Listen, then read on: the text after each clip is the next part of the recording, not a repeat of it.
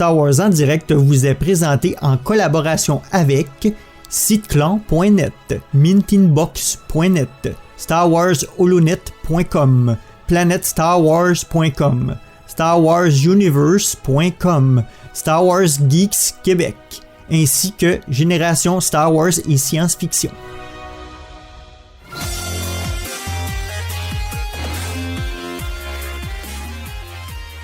Bienvenue à Star Wars en direct à la voix du fandom Star Wars pour cette nouvelle édition littérature où nous allons chroniquer deux volumes, les deux volumes de Star Wars 12 et 13 sortis chez Panini Comics. Je suis Loïc et je suis accompagné de Francis. Bonjour Francis. Bonjour Loïc. Voilà, nous revoilà encore en duo pour rattraper un peu notre retard, mais également prendre de l'avance puisque ce soir, dans cette émission, ce ne seront pas un mais deux albums que nous allons chroniquer, mais pas seulement, puisque nous allons également évoquer tout doucement le planning, le début de planning des parutions Pocket pour l'année 2021. Donc je fais la petite précision avant de passer en hyperespace, que nous avons décidé pour ces deux volumes de ne pas faire notre système habituel, c'est-à-dire de chroniquer le volume 12, de donner une note, puis de chroniquer le volume 13 et de donner une note. Nous allons faire une critique et une note globale pour les deux volumes. Pourquoi ? Parce qu'en fait, ces deux volumes ne sont qu'une seule et même histoire. C'est une histoire en 8 épisodes, plus un annual, que Panini a décidé de couper en deux, voilà, pour certainement proposer plus de volumes, mais aussi pour éviter d'avoir un tome qui serait quand même sur 9 épisodes assez volumineux et évidemment coûteux. Donc voilà, ça sera petite variation par rapport à d'habitude. Donc vous n'aurez qu'une seule note. Donc si nous vous conseillons d'acheter ces volumes, il faudra que vous achetiez les deux, évidemment. Et à l'inverse, si on vous conseille de ne pas vous les procurer, vous pourrez faire l'impasse sur les deux. Et votre banquier nous remerciera. Eh bien, c'est parti, on saute en hyperespace pour notre voyage aux confins de la galaxie. Oh crap! Prepare to jump into hyperspace on my mark. All right, stand by.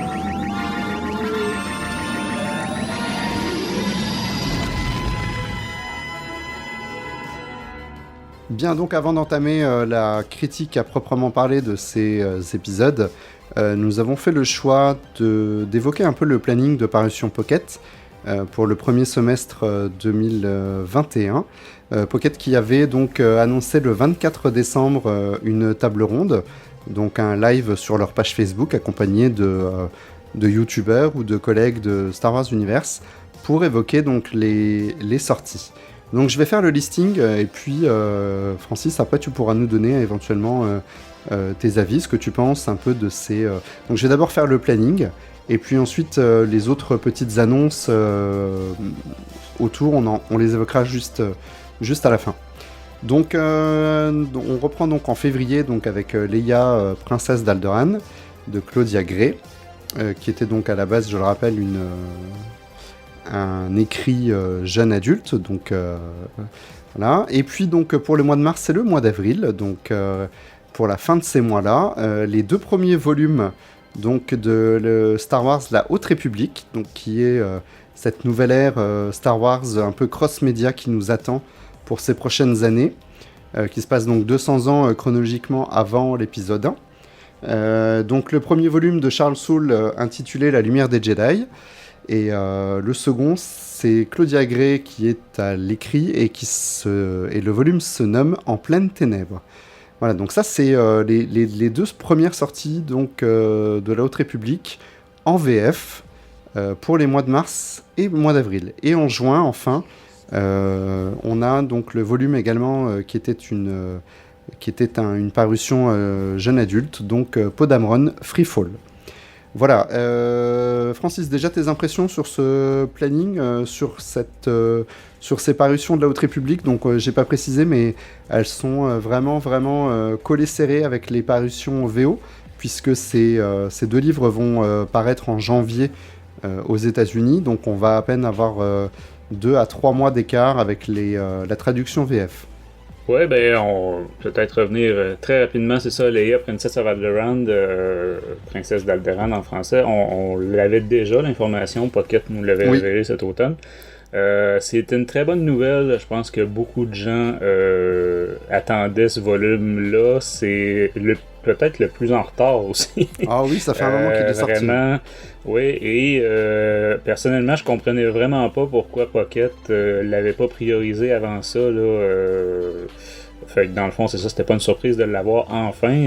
Tu vois, rapidement, je regarde là, les membres de l'équipe, on lui avait donné d'excellentes notes. Là, Danny lui avait donné un 18, Jean-François 19. Moi, j'avais donné un 17, Cécilie un 18. Donc, ça vous donne une idée, là, c'est vraiment un très bon petit livre. Je dis petit dans le sens que c'est un jeune adulte. Mais c'est ça, bien hâte de relire ça en français, j'avais beaucoup apprécié. Et quelques surprises là-dedans aussi que je m'attendais pas. C'était un livre qui était sous le label là, Voyage vers l'épisode 8, donc les derniers Jedi. Donc attendez-vous quand même à retrouver des personnages du film de Rian Johnson. Mais pas que, hein, le film, c'est ça, se passe pendant la jeunesse de Leia. Donc c'est ça, une époque où Alderaan est encore là et que Leia fait ses premières armes en politique intergalactique. Donc c'est ça. Beaucoup apprécié ce volume-là, je vous le conseille. Sinon, comme tu as dit, pour ce qui est des deux volumes de la Haute République, donc La Lumière des Jedi de Charles Soule, moi c'est quelque chose que j'attends. Même si les gens qui écoutent le podcast savent peut-être que je suis pas du tout un tripeux de tout ce qui est l'ordre Jedi ou les Sith ou les Jedi en grande quantité là, comme dans le temps de la prélogie ou tout ce qui est spirituel, tout ça, c'est pas mon dada du tout, mais écoute, l'auteur c'est Charles Soule et moi Charles Soule m'a conquis avec ses différentes BD depuis un certain temps. On savait qu'il écrivait des romans non Star Wars, donc j'avais bien hâte que Lucasfilm lui confie dans le fond là, une œuvre vraiment complète Star Wars, parce qu'en BD je trouve que vraiment tout ce qui touche c'est des pépites tout le temps, et ça sort le 5 janvier, donc c'est vraiment sous peu, et comme tu disais 25 mars en français, donc ça va être à peine 2 mois et demi de délai, et même chose pour Into the Dark, donc dans les ténèbres, si je me souviens bien de la traduction en pleine ténèbres. En pleine ténèbres. Donc celui-là de Claudia Gray. Donc Claudia Gray, c'est elle aussi qui a fait Leia, princesse d'Alderaan, mais c'est elle qui avait fait Étoile perdue, Maître et apprenti, Lien du sang. C'est presque la Luceno du nouveau canon. J'irai pas jusque-là parce que j'irai pas jusque-là. Non, la comparaison était un peu hasardeuse, mais ça reste une des auteurs les plus prolifiques qui arrive à tisser des liens dans toutes ses œuvres. Elle est très appréciée. En général, effectivement, elle fait pas de mauvais produits, mais c'est ça. Je sais que toi aussi, tu avais moins apprécié Lien du sang, tout comme moi, et j'avais été assez critique aussi de Maître et apprenti. Fait que c'est ça. Je crois que sur certains types d'œuvres, elle est plus efficace. Par exemple, Étoile perdue et Leia, princesse d'Alderaan, c'était des romans jeunes adultes. Donc, on rappelle les jeunes adultes, c'est que le récit tourne autour de la construction personnelle, hein, de l'évolution du personnage vers le fait de devenir adulte, pas nécessairement juste en âge, mais c'est ça, en termes de maturité, on va dire. Là. Fait que cette fois-ci, c'est ça aussi. Elle, c'est En pleine ténèbres, c'est un roman jeune adulte. Et en anglais, il sort le 2 février, donc, et en français, ça va être le 22 avril. Donc, encore une fois, un délai très, très serré. Je crois qu'on peut affirmer, sans trop se tromper, que ce qui a permis à Pocket d'avoir des délais aussi courts, même avec un roman pleine grandeur, là, celui de Charles Soule, c'est le fait que les romans étaient prévus à la base pour sortir en septembre. Ah tout à fait. Et ont été retardés à 2021 du côté de Derry et du côté de... Comment ça s'appelle? C'est Disney, je sais plus quoi, le publishing, pour les jeunes adultes. Mais bref, c'est ça, c'est ce qui a permis ça. Donc c'est une bonne nouvelle pour ce qui est des lecteurs francophones comme nous. À ce moment-là, est-ce que ça vaut la peine de les prendre en anglais juste pour 2 mois de délai? Ça, c'est à vous de juger. Si, pour faire la chronique sur Star Wars en direct, c'est utile. Oui, effectivement, merci Loïc de me forcer la main. Bref, c'est ça pour les deux. Alors, je précise tout de suite justement que Lucille a parlé donc de la suite, donc des suites de parution de la Haute République, et elle a précisé évidemment qu'il faudrait être un petit peu plus patient pour avoir les autres romans donc de la Haute République, et qu'ils ne sortiront pas avec un délai aussi court que celui qu'on a eu là. Et il reste également un roman jeunesse qui s'appelle Test of Courage en VO. Elle a annoncé qu'il paraîtrait bien en France, mais elle ne sait pas encore dans quel format. Alors évidemment, ça correspondrait plus peut-être à la Bibliothèque Verte. Exact. Ben, c'est ça, c'est que Lucille travaille pas, en tout cas, elle n'est pas porte-parole pour Hachette. Là, non. Donc, mais effectivement, si c'est sous le label Bibliothèque Verte, ça sera un des rares livres Bibliothèque Verte que j'achèterai pour moi-même. Ah, ok, tu vois. Non, effectivement, Bibliothèque Verte, les gens croient parfois aussi que c'est juste les formats plus courts qu'on a eu dans les dernières années là, de 128 pages, mais il y en a eu plus récemment là, des plus volumineux quand même. Donc, ouais, même chez Bibliothèque Verte, il peut y avoir des produits intéressants. On y reviendra bientôt dans un Star Wars jeunesse. Et pour revenir au planning Pocket, moi, vraiment, ma surprise, honnêtement, dans ce planning-là, c'est le 4e volume annoncé, donc celui pour le mois de juin, qui est la traduction de Poe Dameron Freefall, donc qui sera traduit par Chute Libre. Honnêtement, j'aurais pas cru ça du tout.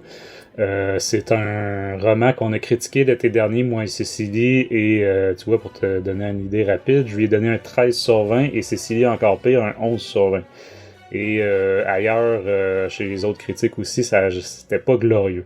Donc c'est un jeune adulte, ça aussi, et c'est ça, je crois que c'est manqué.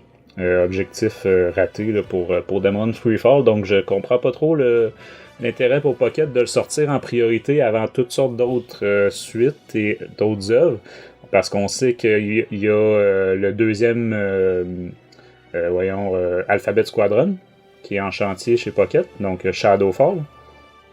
On a Queen's Peril, on a Black Spire qui a toujours pas été traduit. On va avoir le nouveau Tron, Tron Ascendancy, l'ascendance Tron, j'imagine, je sais pas comment ils vont traduire ça, mais bref, c'est ça, fait que c'est un choix qui m'a surpris, bref, d'avoir Poe Dameron. Peut-être que leur idée est de profiter du fait qu'on est encore pas si éloigné de la postlogie, puis des films de la postlogie, alors que, mettons, dans un an, si rien du tout sorti là, en anglais en lien avec Poe Dameron, ben là, peut-être que c'est ça, là. Ils voulaient peut-être profiter du fait qu'on est encore frais dans notre mémoire. Bah, d'ailleurs, Lucille a précisé également qu'il y aurait 7 romans au programme en 2021.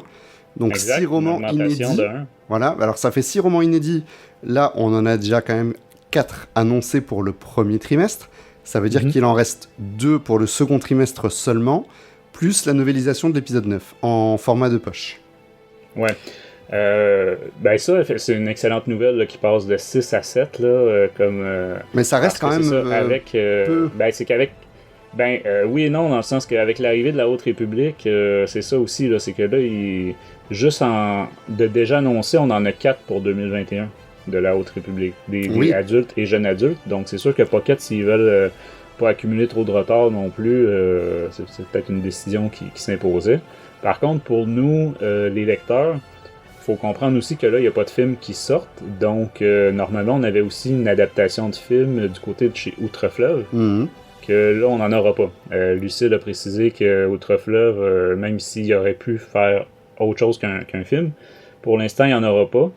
Donc, à ce moment-là, ben, c'est ça. Pour nous, les lecteurs, ça revient quand même un peu au même. Là. Et c'est surtout sur le planning de l'année prochaine où il y aura une place, s'il reste sur ce volume de 7 romans inédits l'année prochaine, ou peut-être 8, puisqu'il n'y a pas de novélisation, peut-être qu'on pourra même rattraper encore plus de retard l'année prochaine. Voilà. Ben, en fait, tout dépend. Tu sais, quand il est question de rattraper du retard, c'est parce que ça dépend toujours des sorties aux États-Unis. Oui. Et les sorties de la Haute République ont pas l'air de vraiment diminuer les autres sorties. Timothy Zahn est encore à l'œuvre. Alexander Freed aussi avec son dernier volume de Alphabet Squadron.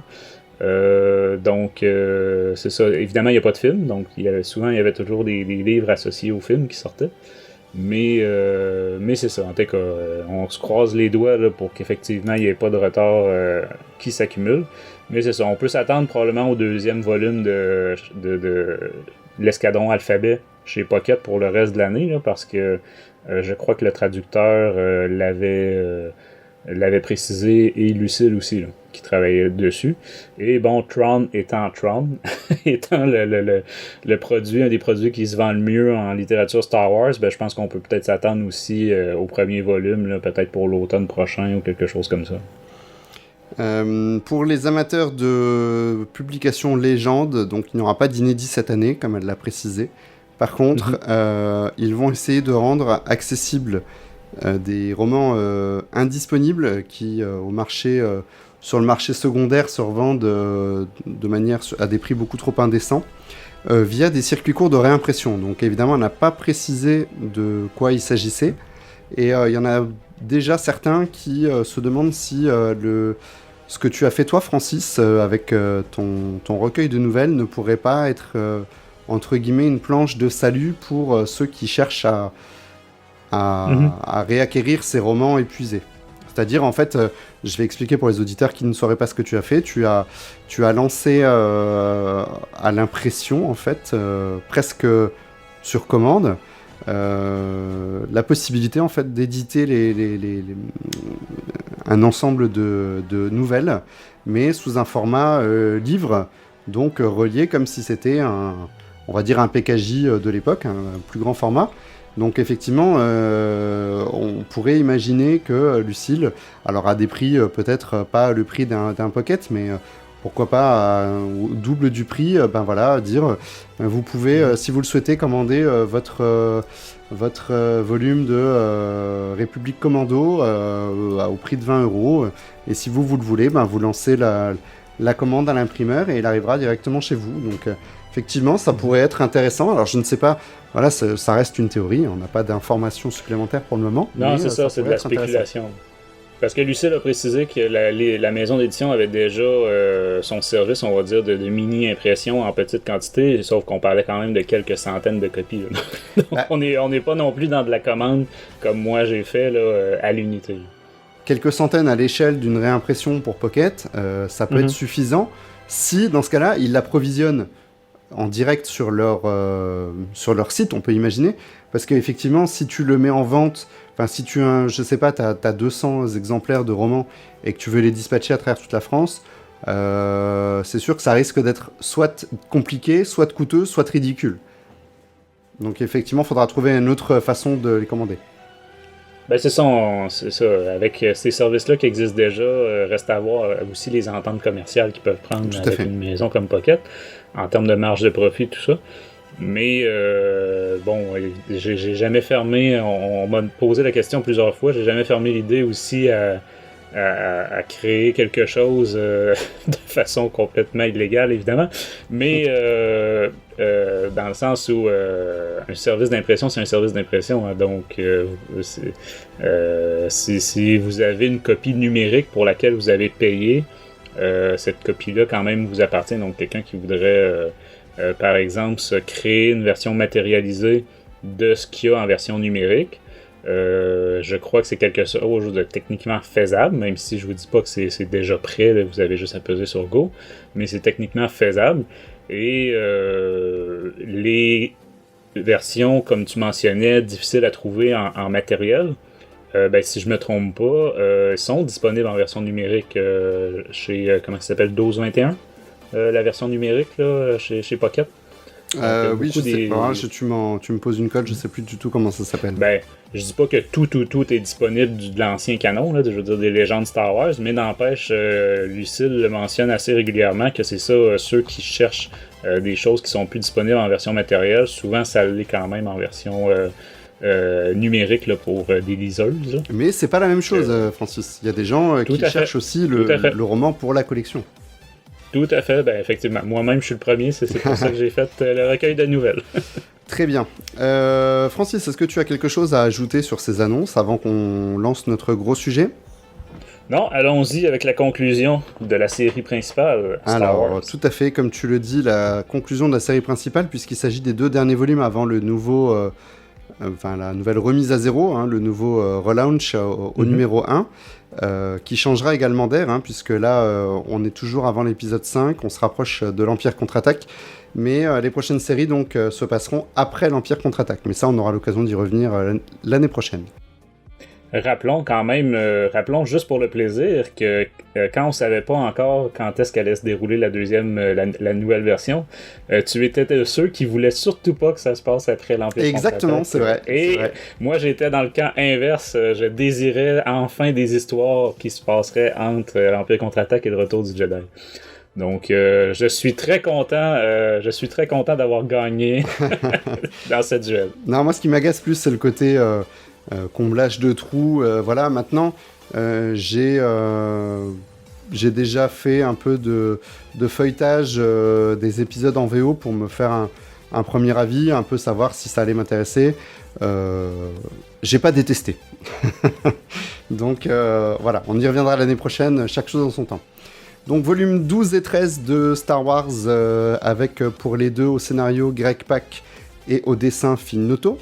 Donc après le châtiment de Shutorun, les rebelles doivent encore se regrouper pour échapper à l'Empire qui est en train de les traquer plus que jamais, puisqu'on apprend déjà que des milliers de droïdes sondes parcourent la galaxie pour retrouver les traces des rebelles et de leur base. Donc le général Raikan va diviser notre groupe de héros en 3 et va les envoyer chacun sur une mission dont le but évidemment sera d'anéantir l'Empire et de les détourner de leurs recherches, enfin de les empêcher de retrouver la flotte. Donc Luke lui est chargé de détourner l'attention de l'Empire qui s'approche dangereusement d'une base rebelle. Au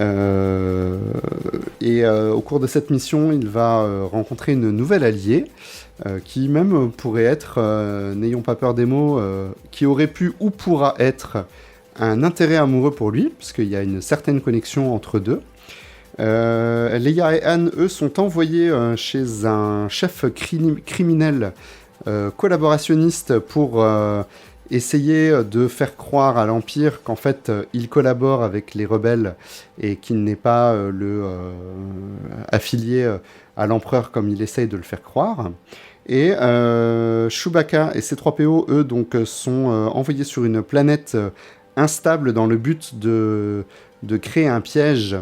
En fait, Luke et Leia Han doivent attirer le maximum de la flotte impériale vers la planète sur laquelle se trouvent Chewie et C-3PO, qui, eux, préparent donc ce fameux piège qui sera de faire exploser la planète pour faire exploser le maximum de croiseurs de l'Empire, et ainsi espérer se débarrasser du plus de flotte et d'officiers possible. Voilà, donc Leia et Han, eux, rencontreront donc en allié un ancien petit ami de Leia, de l'époque où elle apprenait à être régente à l'école des rois et des reines. Et donc C-3PO et Chewbacca, eux, tomberont sur des alliés que sont un peuple de pierre qui habitent en fait sur la planète qu'ils sont chargés de détruire, ce qui évidemment va mener un peu à mal leur plan, puisque ce sont... alors, C-3PO est un être de métal, mais c'est aussi un être vivant, quelque part, doté d'une conscience, tout comme Chewie, et évidemment, ils vont avoir du mal à faire exploser une planète qui abrite la vie consciemment pour mener à bien leur plan. Donc voilà pour le résumé de ces épisodes. Évidemment, ils vont passer par tout un tas de péripéties. Ceux qui en rencontreront le plus sont Leia et Han Solo, puisque évidemment leur plan ne va pas se dérouler comme prévu, de mensonges en trahison, avec leur nouvel allié qui en fait ne l'est pas toujours. C-3PO et Chewbacca, eux, en fait, vont devoir faire face rapidement à Dark Vador, qui va lui débarquer toujours dans sa recherche de Luke Skywalker. Donc il suit un peu le faucon Millennium, et puis il se rend sur la planète pour essayer d'attraper son fils, évidemment qui n'est pas encore arrivé. Luke, lui, donc il va réussir un peu haut la main, un peu sa petite mission. L'Empire ne sera pas attiré vers ça. Alors c'est même pas une base rebelle en fait, c'est plus un poste avancé. Il y Il y a quoi? Il y a 3 chasseurs, un transporteur et presque une vingtaine de soldats. Donc on va se demander même stratégiquement pourquoi il doit aller défendre ces personnages. Mais en fait, c'est plus la quête qui va le mener à cet allié qui va faire croire à Luke qu'elle connaît très bien la Force, qui va lui expliquer un peu le fondement des gardiens des Whills, qu'il n'a pas encore forcément rencontré, encore que. Voilà, et donc en fait, la mission de Luke est extrêmement secondaire, hein, c'est un petit peu toujours cette quête du savoir des Jedi, de l'histoire des Jedi qui se poursuit, donc voilà. Et puis, évidemment, tous les 3 groupes vont se rejoindre sur la planète pour faire face ensemble à Dark Vador.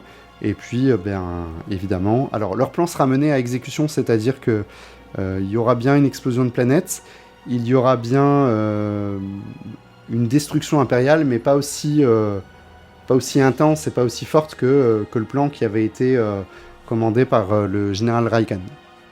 Donc voilà un peu ce qui se passe dans ces 2 volumes. Donc ces 2 volumes, ils ont été, c'est un ensemble de 8 épisodes, hein, plus un annuel sur lequel on reviendra tout à l'heure. C'est le choix de Panini, donc a été, donc comme on l'a dit, de le séparer en 2, peut-être pour une des raisons qu'on a évoquées tout à l'heure. Maintenant, évidemment, les 2 volumes sont liés. On n'imagine pas pouvoir prendre le volume 13 sans avoir lu le volume 12, et on n'imagine pas prendre le volume 12 sans avoir la conclusion dans le volume 13. Ça n'aurait absolument aucun sens. Voilà, avant de vous donner ma critique, moi je vais laisser... toi, Francis, tu vas pouvoir enchaîner à la fois sur ta critique et sur tes remarques un peu sur ces épisodes, ou les remarques d'ordre général, plus sur la publication. Ouais, écoute, moi peut-être faire un avertissement de transparence. Personnellement, j'adore Phil Noto. Écoute, je ne m'en cache pas, j'ai toujours adoré. Je trouve que c'est un dessinateur en plus complet, visiblement, qui prend le temps. Qui doit être pris. Je sais qu'il l'a échappé sur... je me souviens plus sur quel album, là, mais par le passé, mais c'est quelqu'un qui travaille presque exclusivement sur du Star Wars maintenant. Il fait beaucoup de couvertures, même quand il fait pas l'intérieur des albums. Tu parles de Phil Noto, hein, c'est ça? De Phil Noto, oui. Exact. Et il fait même des couvertures de romans. On parlait de Poe Dameron tantôt, c'est lui, par exemple, qui a fait la couverture du roman. Donc, c'est ça, c'est un style graphique que j'adore, mais... Je sais que certaines personnes n'aiment pas du tout. On va en reparler un petit peu après. C'est ça, c'est clivant, mais bon. Sinon, on va peut-être juste mentionner que ça sera pas le cas en anglais. Donc, les gens qui prennent uniquement les albums en français. Les gens qui prennent uniquement les albums Panini n'auront pas ce problème-là. Mais en anglais, l'arc au complet, donc les 8 épisodes, avait une grosse bannière dans le haut qui disait « Destination Hot ». Donc, il y avait un marketing qui nous vendait que là, vraiment on arrive à l'Empire contre-attaque là. C'est pas, on n'est pas déçu dès la première page du premier volume, premier numéro. On est dans un croiseur, si je ne me trompe pas, interstellaire, qui déploie des droïdes sondes. Alors ça va être vraiment le seul lien, hein. Voilà, ça, je voulais en revenir plus loin, mais c'est ça. Côté marketing, ça n'est que du marketing, encore une fois, malheureusement. T'as mentionné, je ne vais pas revenir sur l'ensemble des détails, mais c'est quand même 8 numéros, là, fait qu'il y a quand même un peu de stock, même si parfois on est dans de l'action, donc ça passe quand même assez vite. Mais c'est ça, on a 3 missions, une dans le noyau, une dans la bordure intérieure et une autre dans l'espace sauvage. C'est très inégal d'une à l'autre, je trouve, en termes d'intérêt, en termes de logique, en termes de tout. Celle de Leia et Anne, j'ai trouvé qu'elle était intéressante. Celle de Chewie et C3PO, j'ai trouvé que c'était digne d'un comics jeunesse chez IDW. Et à l'inverse, pas à l'inverse, mais pour finir, celle de Luke, j'ai trouvé que c'était d'un ennui inintéressant. Vraiment sans intérêt. On se demande vraiment pourquoi 3 missions au lieu de 2. Comme tu dis, oui, là, Luke va rencontrer quelqu'un qui est un peu sensible à la force, qui a côtoyé les gardiens des Whills, tout ça. Donc, Luke va apprendre. Ça peut être l'aspect intéressant. Mais, à la base, la mission qui lui est confiée, tu te dis, mais pourquoi? Pourquoi il est allé là? Comme tu disais, là, pour défendre, on va dire, un petit avant-poste, là, que c'était pas plus simple d'envoyer un signal puis de dire évacuer. Bah oui, surtout qu'au final, ils finissent quand même par le faire. Et Exact, que Luke ne leur apporte pas d'aide, puisqu'au final, ce sont les quelques rebelles qui sont présents sur place qui vont presque l'aider lui. Ouais, exact. Et puis, mais sinon, c'était bien parti. Je trouvais qu'au départ, c'était bien parti. C'est le général Riken, donc celui de l'Empire contre-attaque, qu'on va aussi retrouver dans la postlogie plus tard, là, dans le roman Renaissance. Mais donc le général Riken qui sépare l'équipe en trois, avec 3 missions. C'est ça, de Leia et Anne, j'ai trouvé qu'il était tout à fait logique dans le sens de la rébellion à ce moment-là. Le but est de diviser les impériaux entre eux, de monter l'Empire contre un empire criminel, on va dire. Donc, qui collabore, comme tu disais, avec l'Empire et qui a tué beaucoup de rebelles, je crois, si je me trompe pas. Oui, c'est là, ça, il parle de plusieurs centaines de rebelles, en fait, qui ont été dénoncés par par ce salopard, et donc Leia évidemment veut mettre fin à ces agissements pour protéger ses agents, ses espions. C'est ça, donc tout cet aspect-là, j'ai trouvé que c'était tout à fait logique. Sinon, l'autre côté, celle-là, je disais un peu plus jeunesse, bon, il y a une certaine logique aussi à tendre un piège à l'Empire, même si faire exploser une planète, mais tu sais, c'est ça, Riken le mentionne lui-même, il dit ça va être notre étoile de la mort à nous, là, tu sais, mais tu confies une mission aussi importante à juste 2 personnes? Pas 2 personnes, puisqu'en fait, le but de Leia et Anne, c'est d'attirer les impériaux en envoyant le signal via les bases de ce chef criminel pour faire croire à l'Empire que, voilà, pour en attirer le maximum vers cette planète pour les faire sauter derrière. Donc, pour le coup, il y a un vrai lien entre leurs deux missions, mais c'est vrai que c'est presque un peu torturé. Quelque part, est-ce qu'il n'aurait pas été plus simple de poster un croiseur rebelle en orbite, d'envoyer un signal à l'Empire pour tous les attirer et de faire passer le croiseur en hyperespace au moment où la flotte arrivait et de faire exploser la planète derrière? Ça aurait été beaucoup plus simple.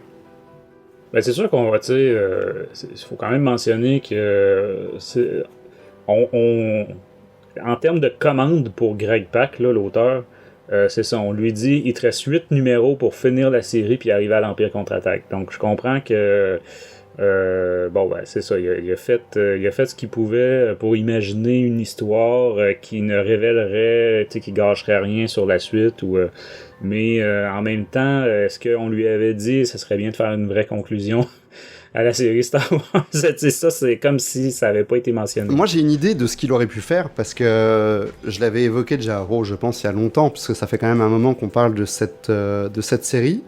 Il manque quelque chose, Francis. Dans l'Empire contre-attaque, on a bien Han Solo qui dit à un moment donné à la princesse Leia, le chasseur de primes qu'on a rencontré sur Horde Mountain nous a fait changer d'avis. T'avais 8 épisodes, c'était parfaitement le moment de raconter une histoire qui fait référence à cette phrase-là. Encore une fois, alors moi j'aime beaucoup le fait qu'on nous comble un peu le trou entre le 4 et le 5, vraiment, on va dire quasiment de manière complète, mais du coup, en fait, on n'a pas vu toutes les aventures de nos amis pendant ces 3 ans, hein, parce qu'au final, il y a des choses qu'on nous a pas montrées, quoi. Non, et c'est tellement évident, cette fameuse histoire-là de Horde Mantel. Puis tu sais, moi, je suis le premier à m'en foutre complètement de pas l'avoir vu. Mais je me dis, si vous voulez développer des histoires, mais il me semble que c'est simple de développer celle-là. C'est ça, quitte à faire une histoire qui n'a pas de, entre guillemets, d'intérêt ou de grandeur dans les enjeux, faites-nous ce genre d'histoire. Voilà. Et ça aurait parfaitement raccroché avec, comme tu dis, la déclaration de Anne. Qui, là, il dit voilà, faut que j'aille payer parce que là, ça suffit. Là, et puis en plus, je veux dire, on a ce fameux logo, donc en route vers Hoth. Là, au moins, on avait un vrai lien avec ce qui se passe sur Hoth directement au début de l'Empire contre-attaque. Voilà. Enfin, moi, ça va être ma plus grosse critique pour ce volume, c'est que au final, j'ai bien aimé toute la partie Leia et Han Solo, pardon. Par contre, j'ai pas du tout aimé le reste. Je me suis profondément ennuyé, à la fois dans la partie Luke et à la fois dans la partie Chewbacca et S3PO. Et je trouve que le fait d'avoir amené Vador, encore une fois, non. On casse en fait toute la dramaturgie qu'il y a sur l'intensité qu'il y a quand les personnages font face à Vador. Parce que là, ça fait déjà combien de fois qu'ils le rencontrent Ça fait déjà... Honnêtement, j'ai arrêté de compter, Ouais. mais je me suis fait la même réflexion. Je me suis dit, là, coudonc dans l'Empire contre-attaque, ça va être quoi, la 12e Ben, fois c'est qu'il ça. croise Vador? Et puis pourtant, on a l'impression que c'est la première fois. Alors, Voilà. Et alors, je sais pas pour toi, mais il y a quelque chose qui m'a interpellé aussi, c'est qu'à un moment donné, quand ils se font face tous à Vador, ils vont lui tirer dessus et Vador va arrêter les blasters avec la paume de sa main, tout comme il le fait dans l'Empire contre-attaque. Et du coup, en fait, ça rend cette scène dans l'Empire contre-attaque absolument stupide, puisque si Han Solo sait que Dark Vador est capable d'arrêter les tirs de blaster, pourquoi est-ce qu'il lui tire dessus quand il ouvre la porte et qu'il le voit? Voilà. Ouais, ben, c'est ça. Il y a un petit côté réflexe là-dedans aussi, mais ouais, je suis tout à fait d'accord avec toi. Vador était de trop, je crois, dans cet épisode-là. C'était le réflexe trop facile, je crois, de l'auteur là, de ramener Vador là. J'aurais préféré avoir Boba Fett travaillant pour le compte de l'Empereur, pour le compte de Vador, ou un autre chasseur de primes qu'on connaît, hein, pourquoi pas, et puis à qui il confie... Un impérial quelconque. Ouais, ou un impérial quelconque, ou à qui il confie une escouade impériale en disant je vous file mes soldats, allez m'arrêter ce mec-là, et puis ramenez-le moi, quoi. Donc il y avait quand même autre chose à faire. Je te rajoute. Ben, c'est sûr que là, il y avait l'aspect qu'on ne l'a pas mentionné, mais c'est ça, sur la fameuse planète à détruire. C'est 3PO et Chewie se rendent compte que même s'il n'y a pas de vie organique, il y a des vies minérales, on va dire ça comme ça. C'est pas la première fois qu'on voit ça dans Star Wars, et même dans la série de comics Star Wars, c'est la deuxième fois. Ouais. J'avais détesté ça la première fois. Je peux dire C'était que avec c'est Yoda. encore le cas. Oui, c'est ça, le 5e album, si Ouais, je je ne me trompe crois, pas, avec Yoda. Mais c'est ça, c'est encore le cas ici, même si je comprends, mais quand je disais qu'on est dans le style un peu plus jeunesse, c'est ça. Tu sais, on est sur une planète que... mais c'est ça, encore, et C3PO est vu encore une fois comme un allié, alors que le reste de l'équipe, non. Fait qu'un peu la référence au Ewok, là, ici. Mais c'est ça, et le problème, c'est que, comme tu dis, c'est qu'à la fin... au lieu de tout ramener vers l'histoire des trois qui est intéressante, ben là c'est l'inverse, ils nous ramènent tout vers l'histoire qui est pas intéressante. Ouais. fait qu'il y a cet aspect-là. Ben, je vais quand même mentionner un peu de positif là-dedans. La fameuse planète du noyau, moi j'étais quand même content qu'enfin les rebelles aillent dans le noyau, hein, parce que on est toujours dans la bordure extérieure ou bordure intérieure, tout ça, ou dans l'espace sauvage. Là, enfin, on a une planète développée, etc. On a un petit côté Coruscant, un petit côté Blade Runner, mais tu sais, vraiment en plus propre. Hein, on sent qu'on n'est pas... bon, évidemment, dans ce qu'on voit, là, c'est plus propre. J'ai pas détesté le personnage créé aussi pour cet arc-là, le procureur général ou procureur régional. Procureur d'Ar Champion. D'Archampion, ouais, c'est ça. Et le petit côté Han Solo qui dit c'est vraiment son nom de famille, et Leia qui se tourne vers lui et dit toi, tu t'appelles vraiment Solo. Mais non, j'ai bien aimé. Et la chimie entre D'Archampion et Leia, je l'ai trouvé intéressante. Une espèce de... On voit que c'est des aristos, hein, et c'est d'anciens amants, là, ou en tout cas, ils ont déjà été ensemble, avant que Leia le quitte et le plaque en disparaissant. Mais c'est ça, c'est très gracieux, on va dire, comme relation. Et à l'inverse, avec Han Solo, que c'est... Moi, j'ai adoré cet aspect-là. La relation Leia et Han là-dedans est impeccable. On se croirait vraiment dans l'Empire contre-attaque. Et ben alors, justement, j'allais te le dire, ça fait partie des points que j'ai notés. Moi, c'est sur la caractérisation des personnages que vraiment, j'ai vraiment trouvé comme toi très très bonne. Alors, tant Han et Leia que Luke, hein, puisque Luke oui, c'est vrai. Hein, il est vraiment très proche des films. Donc vraiment, voilà, c'était pour moi c'est le plus gros point positif de cet album. Et évidemment, on en revient encore une fois à l'histoire de Han et Leia, ce qui prouve que c'est bien le point fort de ces deux albums. Ben tu sais, moi c'est pas compliqué là. Han Solo m'a fait rire dans cet album-là. Ah oui. Le même genre d'humour, de pique et de réflexe, que ce soit avec Leia, que ce soit à un moment donné, il se fait torturer aussi par des criminels. Ça, j'ai trouvé que c'était tout à fait le Han Solo du cinéma, donc chapeau à Greg Pak pour ça. J'ai pas détesté aussi le fameux baron du crime, là, l'organisation criminelle Boss Carpo.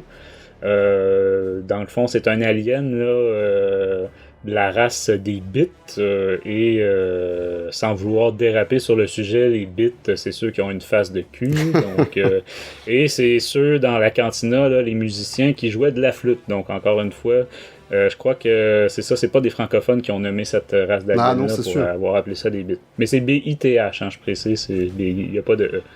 Mais c'est ça, c'est quand même une race appréciée là, quand même dans un petit univers Star Wars.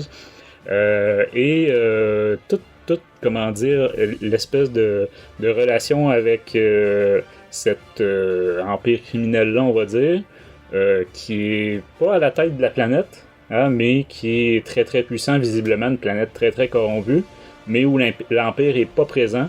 Donc là, au début, le plan de Leia et Han est de virer, de créer la zizanie entre les deux. Là, Darth Champion intervient en disant bon ben on va changer votre plan parce que sinon l'Empire va prendre le contrôle de la planète. Et finalement, le plan change une troisième fois parce que Boss Carpo apprend tout ça et revire la situation complètement à son avantage. Mais ça va quand même se conclure par sa perte à la fin.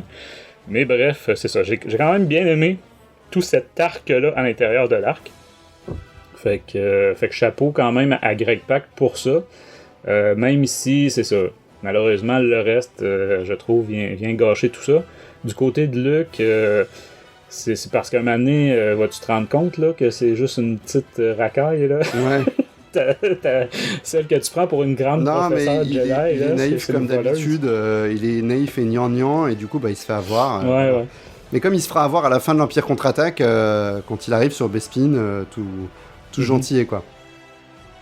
Ouais, puis mais j'ai pas détesté quand même le personnage, mais c'est ça. C'est comme par hasard, il rentre dans un village, il tombe sur une utilisatrice de la force, même si c'est minime, là, s'en sert pour tricher aux cartes. Mais tu sais, c'est ça. Il a été guidé par la force, peut-être. Peut-être. Il l'a pas dit, mais c'était ça.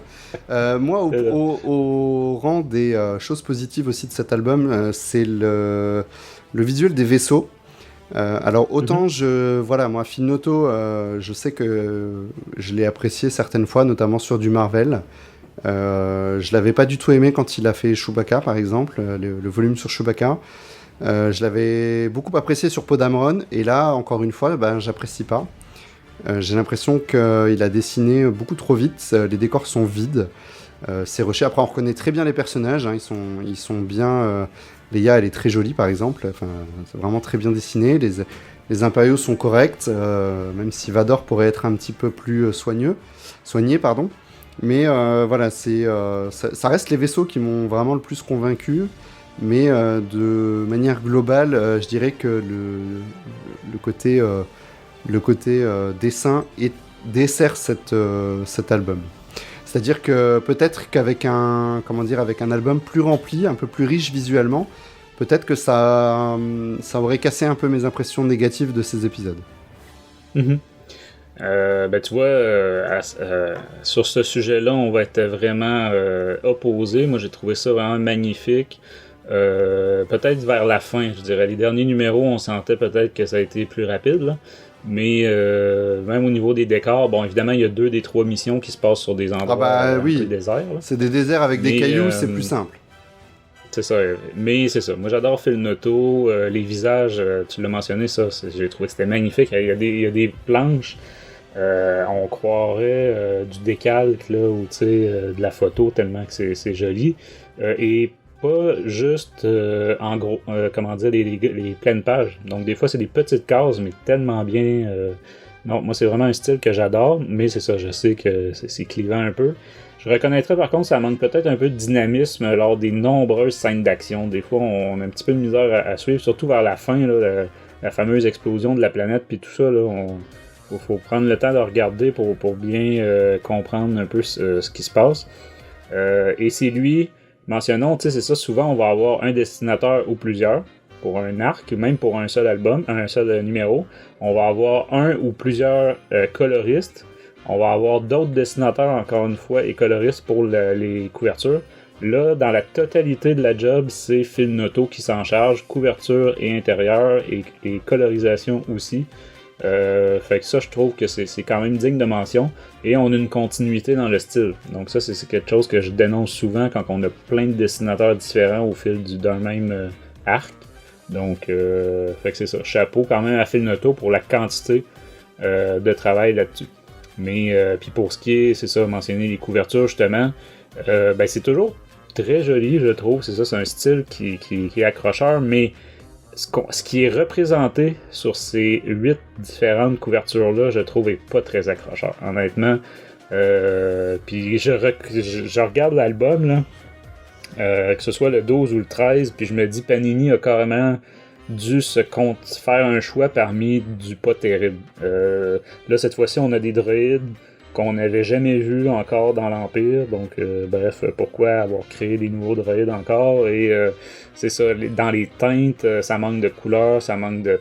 Fait que, à la limite, il y a celle-là où on a Han Solo et Leia un peu comme des mariés, là, parce qu'ils vont au bal, là, tu sais, habillés chic. Donc, celle-là, à la limite, j'ai un peu plus préféré, et celle de l'affrontement Chewbacca-Vador, parce que oui, Chewbacca va affronter Vador dans cet album-là. Mais d'ailleurs, encore une fois, le fait d'intervenir Vador sur en plus une planète désertique comme celle-ci, et vu la proximité qu'il a avec nos héros, il aurait largement pu tous les balayer et les tuer en un coup, franchement, enfin voilà. Bon. Ben, en fait, il va même les protéger à plusieurs reprises. Ouais. Il va défoncer ses hommes, ses officiers puis ses soldats parce qu'il tire sur nos héros. Parce qu'en fait, il veut attirer Luke, donc pour que Luke arrive, il faut que ses amis soient en vie. Donc quand un des soldats tire sur les héros, ben lui va les tuer, enfin va les tuer ses propres troupes ou les battre parce que ben il faut pas tuer les héros. Mais bref, c'est ça, écoute, moi au final, là, ben déjà, puis avant de donner une note, là, je vais revenir, on a parlé du marketing que je trouve complètement raté ou trompeur, etc. Tu sais, destination haute, bon, d'accord. Là, la première page de l'arc, c'est l'Empire qui déploie des droïdes, ça c'est le premier lien. Puis sinon, la dernière page, c'est son arrivée à Hoth, mais tu sais, dans l'espace. Mais c'est tout. Il n'y a rien au niveau intrigue, au niveau... Mais en fait, il manque un one-shot. Tu l'as évoqué tout à l'heure. Oui, ben ça va être le premier, probablement, volume, dans le premier volume de la nouvelle série. Voilà, et c'est dommage, en fait, parce que ça aurait eu beaucoup plus de sens de le rajouter peut-être à la place de l'annual. On aurait pu faire l'impasse sur l'annual, d'ailleurs, dont on n'a pas parlé. Donc, Francis, comme je n'ai absolument, et je le confesse, aucun souvenir de cet annual, je vais te laisser d'ailleurs en toucher quelques mots. Ben moi je conclurais avant par contre Loïc, l'aspect de cet arc-là, je donnerais vraiment ma note pour cet arc-là, et après ça pour l'annual, et on peut peut-être quand même parler de la décision de Panini de couper ça en deux.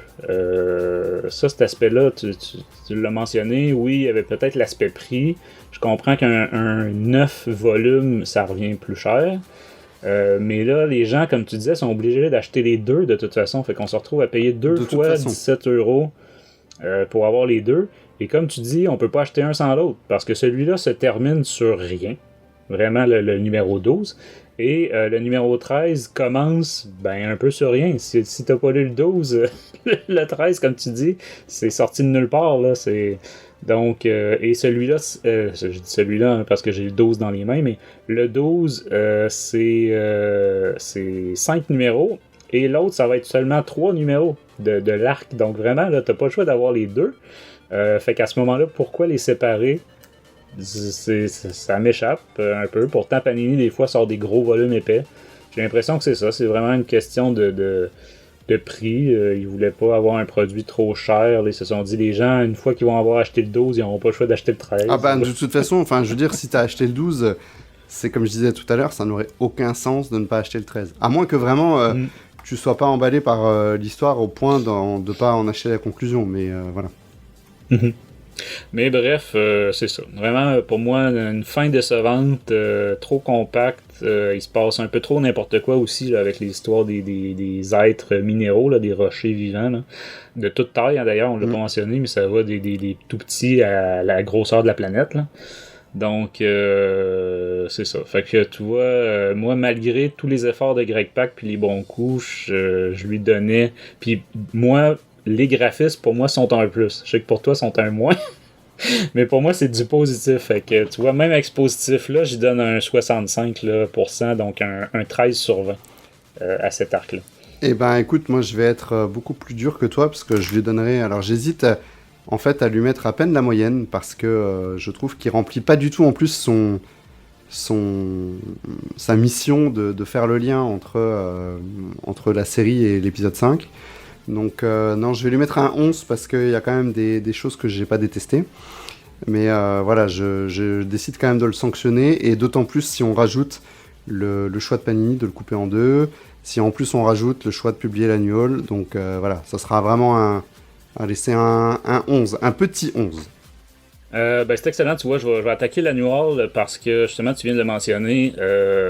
Étrangement, je suis loin d'être un fan de ce concept-là des annuals. Souvent, je trouve que c'est de la perte de temps solide, même s'il y en a eu des bons. Je pense entre autres à l'introduction du fameux espion de la rébellion sur Coruscant là, qui essaye d'assassiner l'empereur et qu'on avait retrouvé par après dans la série Star Wars, donc c'était quand même très bien. Fait que moi, tu vois, je vais défendre Panini avec la décision de mettre cet annual-là, numéro 4, l'annual 4, dans cet album-là, parce que j'ai vraiment adoré. C'est vraiment un annual que j'ai adoré, contre toute attente, surtout quand tu vois la couverture de Tradmore, là, qu'on dirait vraiment un comics jeunesse, c'est cartoon, non, pour moi c'est atroce, mais peut-être qu'il y en a qui aiment ce style-là, là, mais c'est trop coloré, trop cartoon, on reconnaît, c'est ça, c'est un style vraiment, là... très très différent de ce qu'on a habituellement avec du Marvel, mais c'est souvent ça avec les annuals, hein. Souvent ils vont confier ça à des gens qu'on est moins habitués de voir. Par contre, une fois qu'on tombe dedans, peut-être préciser déjà ça se passe en l'an 0, donc on n'est pas du tout dans la même timeline que ce qu'on vient de parler avec l'arc, le dernier arc de la série. C'est même précisé dès le départ qu'on est juste avant le Star Wars numéro 8, donc au tout début de la série. On est vraiment là, donc avant que dans la série Star Wars, on découvre Sana Starros comme la femme de Han Solo. Donc c'est ça, c'est précisé. Et on a un 30 pages ici, hein, fait que on a quand même de la place pour développer plus là, que dans ben des one-shots. Ici, c'est ça, on suit Sana Starros principalement, qui veut, pas qui arnaque, mais qui était à la poursuite de reliques Sith, des anciens sabres Sith. Mais en fait, c'était une paire de sabres. C'était 2 sabres identiques.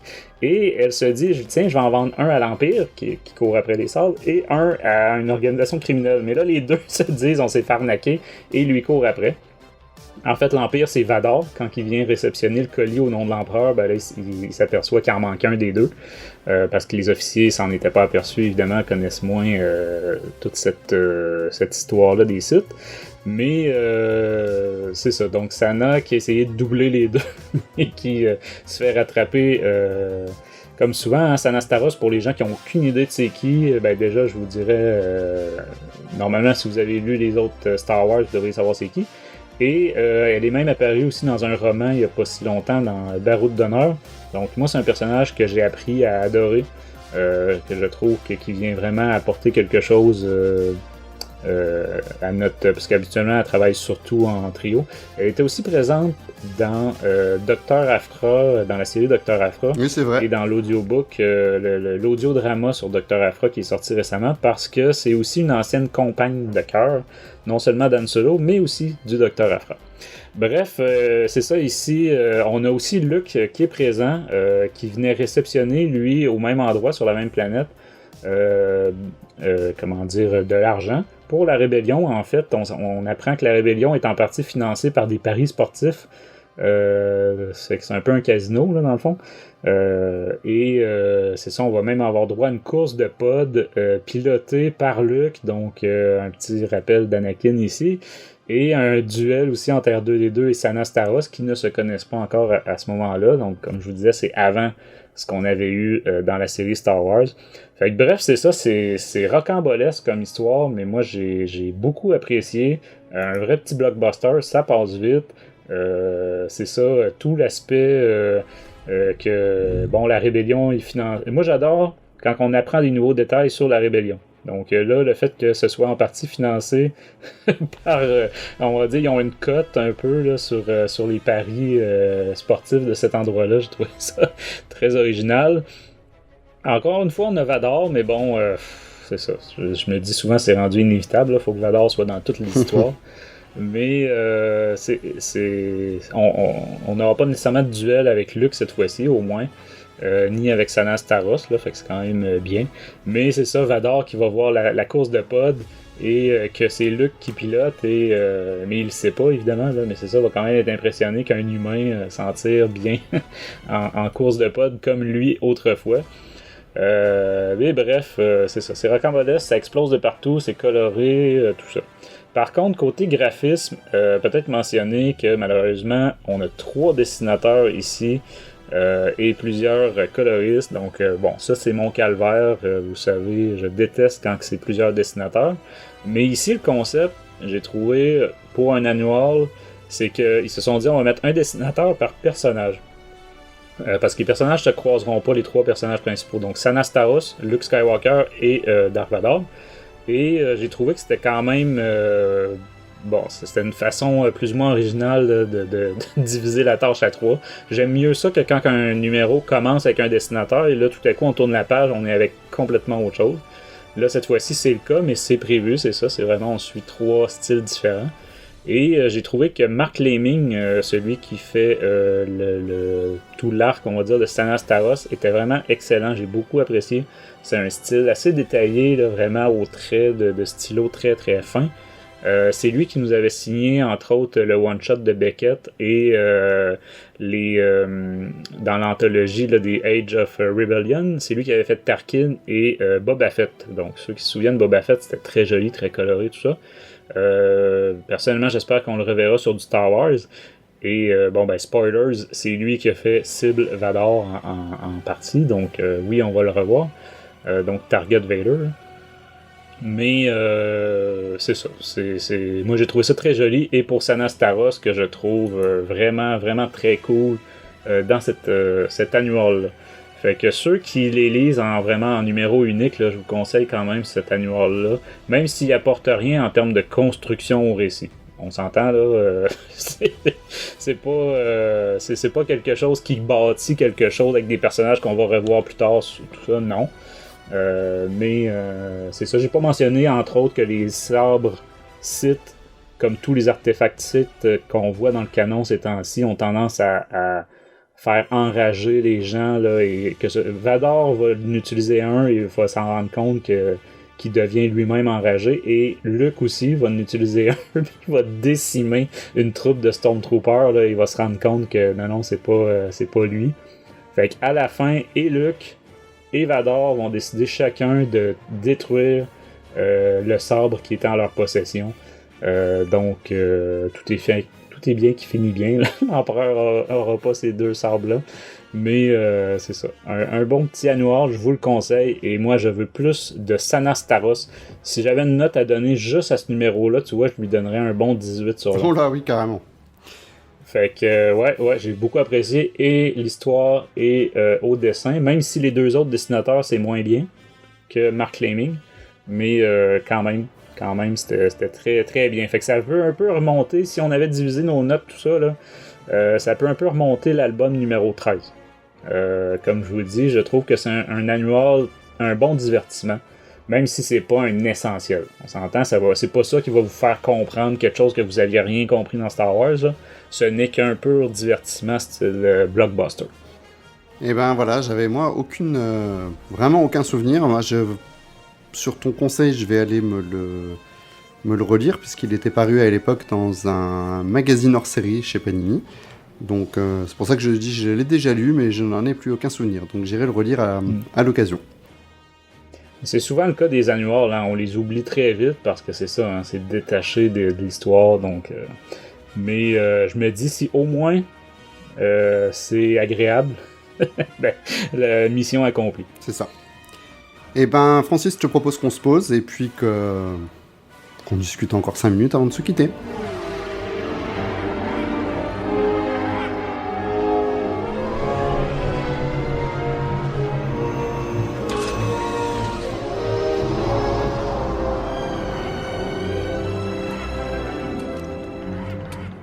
Voilà, on est posé. Est-ce que tu as envie de partager quelque chose avant que avant que je parle un petit peu de ce que j'avais envie d'évoquer. Oh, ben rien en particulier. Écoutez, on enregistre dans la saison des fêtes, hein, donc moi je peux peut-être conseiller mon plus vieux des deux garçons a reçu comme cadeau de fête le Monopoly version de Mandalorian, donc de luxe, à ne pas confondre avec la version de l'enfant. C'est celui que j'avais conseillé là, dans l'épisode des cadeaux, justement, des suggestions cadeaux. Et on a fait quelques parties jusqu'à maintenant et je dois dire que c'est quand même très agréable, des règles assez différentes du Monopoly standard. On est très saison 1 du Mandalorian, là, vraiment, là, dans les actions, les personnages, tout ça. Mais c'est ça, j'ai bien apprécié. Et en plus, pour vous, en France, il est disponible en français. Malheureusement, nous, en Amérique, pour l'instant, il est disponible uniquement en anglais. Mais en France, j'ai vérifié, c'est vraiment une version française. Oui, je l'ai déjà vu en magasin. Il y a d'ailleurs, cette année, les magasins avaient sorti toute une déclinaison des variantes de Monopoly, en veux-tu, en voilà. Et j'avoue qu'il m'avait fait de l'œil aussi. Mais on est parti sur une autre version, nous, parce qu'on a acheté le Monopoly Friends à notre fille. Donc rien à voir avec l'univers Star Wars. Non, complètement autre chose. Et moi je vais pas parler tout de suite de Noël, j'évoquerai ça dans une future émission. Par contre, j'ai bien envie de faire un rapide retour sur mon avis de ce qui a été annoncé pour le futur de la saga Star Wars, qui a été commenté en long, en large et en travers. On a fait une émission sur Star Wars en direct, on en a beaucoup discuté sur le Discord. Mais voilà, pour ceux qui ont envie de m'entendre en live, et puis ça me fait plaisir de défendre un petit peu Disney pour une fois. Voilà, je vais prendre leur parti, puisque je pense qu'en fait Kathleen Kennedy nous écoute, Francis. Elle écoute les émissions de Star Wars en direct, oui. Et elle m'a entendu beaucoup de fois dire on a chacun notre Star Wars, et elle s'est dit mais écoute, c'est exactement ça qu'on a besoin comme stratégie pour le futur de la saga Star Wars. On a besoin de Loïc et on a besoin de sa vision. À savoir que voilà, pour moi, ce qu'ils ont annoncé, c'est très ambitieux. Il y a beaucoup de choses, beaucoup le reprochent, et encore tout, à mon avis, n'est pas annoncé. On n'a pas de nouvelles de séries animées régulières, on n'a pas de nouvelles sur d'autres projets qui avaient déjà été évoqués. Mais je trouve qu'il y en a pour tout le monde, vraiment au sens large du terme. C'est-à-dire que vous êtes fan de Star Wars, vous aimerez peut-être pas Star Wars Droids, mais vous y trouverez peut-être votre compte dans la série Ahsoka ou Rangers of the New Republic.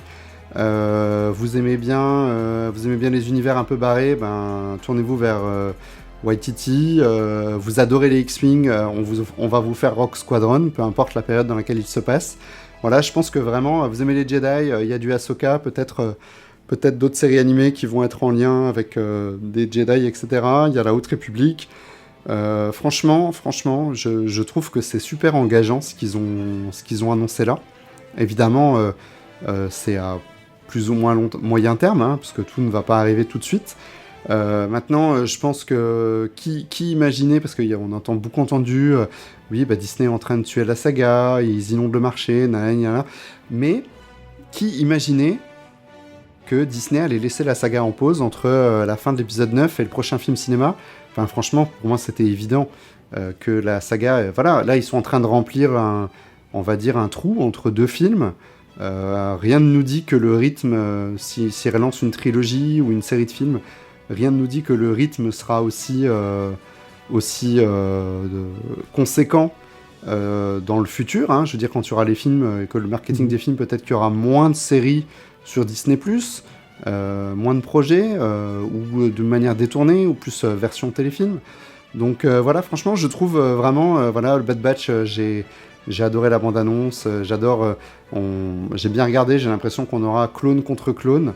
Hein, vraiment, pour moi, le Bad Batch, ça sera vraiment une série où le Bad Batch va déserter et sera poursuivi par d'autres clones, pourquoi pas Cody d'ailleurs. On a Kenobi qui m'a un peu refroidi quand j'ai su qu'on nous annonce un match retour avec Anakin contre Obi-Wan. Maintenant, je leur laisse le bénéfice du doute, peut-être que ce sera bien fait, peut-être que ce sera intelligent, on verra bien. Ahsoka, évidemment, Ahsoka, je suis très client, forcément. Qu'est-ce qui reste d'autre? Rangers of the New Republic, ça m'intrigue un petit peu. Si c'est pour pour botter le cul des impériaux, j'ai bien envie de voir ça. Enfin, des impériaux qui restent, j'ai bien envie de voir ça. Lando, franchement, c'est pas un projet qui m'intéresse plus que ça, mais voilà.